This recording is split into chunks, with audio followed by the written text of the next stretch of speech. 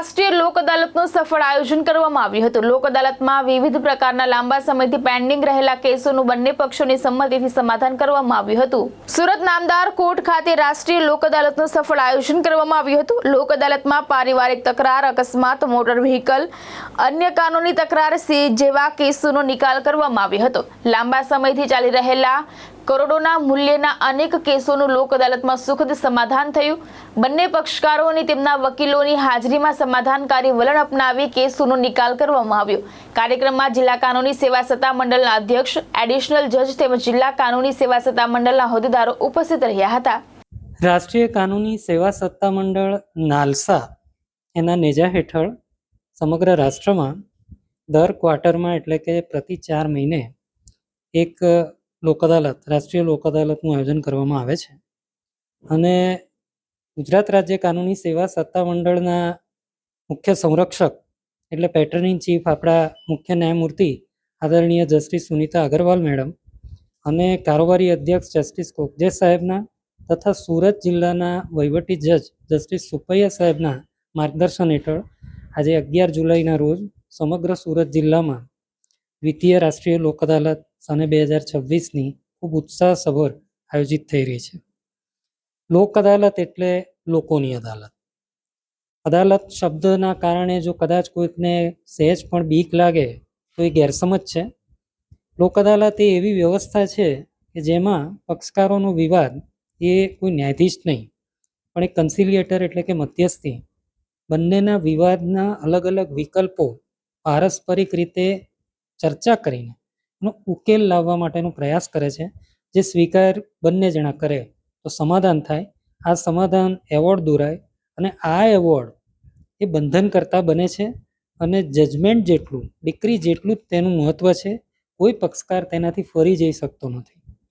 અને સૌથી અગત્યનું એવું છે કે આ બિનખર્ચાળ છે। જે કંઈ ખર્ચ પણ વાદીએ કર્યો છે કોર્ટ ફીનો તે પણ એને તમામ પાછો મળે છે। સૌથી અગત્યનું જે કદાચ છેલ્લા કેટલાય સમયથી આપણા ચીફ જસ્ટિસ એમ્ફેસાઇઝ કરે છે કે જે તકરારો બિઝનેસની છે, ફેમિલીની છે, મેટ્રિમોનિયલ છે, કસ્ટડી ઓફ ચાઇલ્ડની છે, આ બધામાં જો લાંબા સમય સુધી તકરાર રહે તો ઘર્ષણ વધે, સંબંધ બગડે। એ ના થાય એના માટે રિલેશનશિપ કોર્ડિયલ રહે અને ખૂબ સારી રીતે ફરીથી પક્ષકારો પોતાના લયમાં રહે એના માટે આ લોક અદાલતથી સમાધાનથી કેસ પૂરો કરવો એ આદર્શ છે। ગુજરાત લોક અદાલતની વ્યવસ્થા માટે પ્રણેતા રહ્યું છે। 1982ની સાલમાં જુલાઈ મહિનામાં ઉના ખાતે દેશની સૌથી પહેલી લોક અદાલતનું આયોજન થયેલું। ઉત્તરોત્તર જસ્ટિસ ભગવતી, ત્યારબાદ જસ્ટિસ જે.એન. ભટ્ટ, ત્યારબાદ 1987ના કાયદાના અમલીકરણ બાદ જસ્ટિસ એમ.આર. શાહ સાહેબ અને હાલ ખૂબ ખંતીલા આપણા chief justice justice Sunita Agarwal madam એમના રાહવારી હેઠળ લોક અદાલતની વ્યવસ્થા વધુ સુદૃઢ બની છે, પ્રચલિત બની છે, પોપ્યુલર બની છે। અને ખાસ સુરતની વાત કરું તો સુરતમાં કેટલાય વર્ષોથી લોક અદાલત એ ખૂબ આદર્શ અને પોપ્યુલર સિસ્ટમ રહી છે જેમાં વકીલો, ઓફિસર્સ, જજીસ, લોકો સામેથી આવીને સરસ પાર્ટિસિપેટ થાય છે।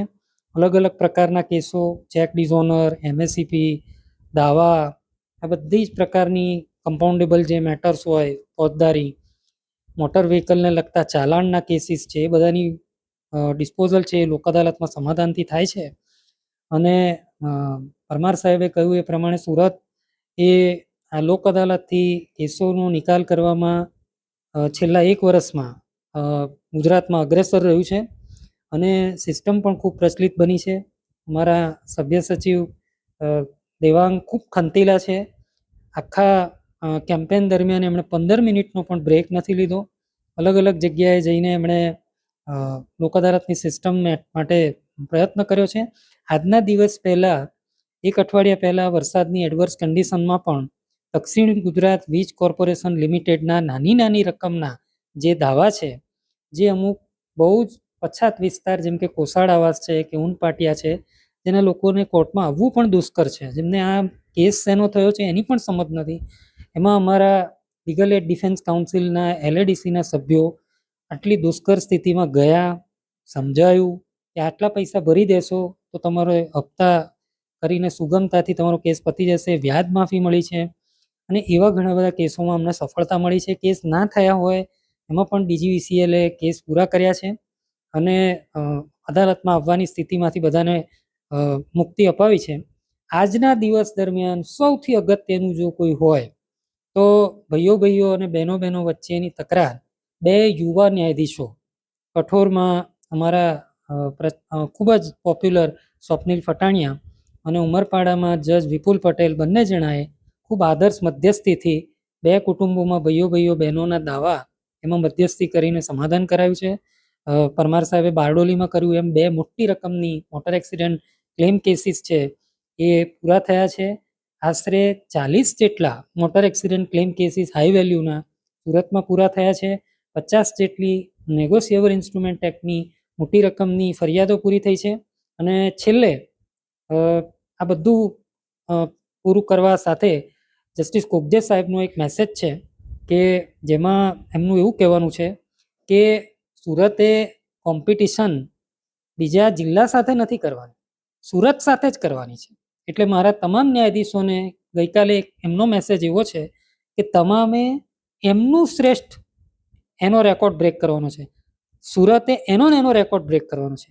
એ સ્થિતિ સાથે તમામનું અને આપના માધ્યમ થકી પણ જેને પણ આજના દિવસ દરમિયાન પણ કેસનું નિરાકરણ લાવવું હોય એને હું આવકારું છું. અચ્છા, આજે રાષ્ટ્રીય લોક અદાલતમાં નામદાર ચીફ જસ્ટિસ સાહેબની સૂચનાથી તથા સુરતના પ્રિન્સિપલ ડિસ્ટ્રિક્ટ જજ સાહેબની વડપણ હેઠળ આજરોજ જે રાષ્ટ્રીય લોક અદાલત યોજવામાં આવેલ છે તેમાં જુદા જુદા પ્રકારના કેસો મૂકવામાં આવેલ, જેમાં મોટર એક્સિડન્ટના કેસીસ છે, પછી પતિ પત્નીને તકરારને લગતા કેસો છે, વાહન અકસ્માતને લગતા કેસો છે, નેગોશિયેબલ ઇન્સ્ટ્રુમેન્ટને લગતા કેસો છે અને બીજા અનેક પ્રકારના જે સમાધાન કરી શકાય તેવા અનેક પ્રકારના કેસો મૂકવામાં આવેલા છે. અને તેમાં છેલ્લી 4 લોક અદાલતથી સુરત સમગ્ર ગુજરાત રાજ્યમાં નંબર 1 તરીકે આવેલ છે. અને આજરોજ પણ જે રીતના પક્ષકારોમાં ઉત્સાહ દેખાયેલ છે તથા અન્ય તાલુકામાં જેમ સુરત સિટી એ ઉપરાંત જે અન્ય તાલુકાઓ છે તો અન્ય તાલુકાઓમાં પણ ખૂબ જ સારા પ્રમાણમાં કેસોનું નિકાલનું જોવા મળેલું છે. જેમ કે બારડોલી તાલુકામાં આજે જે માહિતી મુજબ 2,70,00,000ની આસપાસનો લગભગ સૌથી મોટામાં મોટા એક વળતરના કેસમાં સમાધાન થયેલ છે. એ ઉપરાંત સુરત સિટીમાં પણ અનેક MSFTના મોટા કેસોમાં સમાધાન થયેલ છે. અને આ તમામ કેસોમાં પક્ષકારો બી ખૂબ જ ઉત્સાહપૂર્વક એમાં ભાગ લીધેલો છે. ભાવેશ ઉપાધ્યાય, દ્રષ્ટિકોણ ન્યૂઝ, સુરત.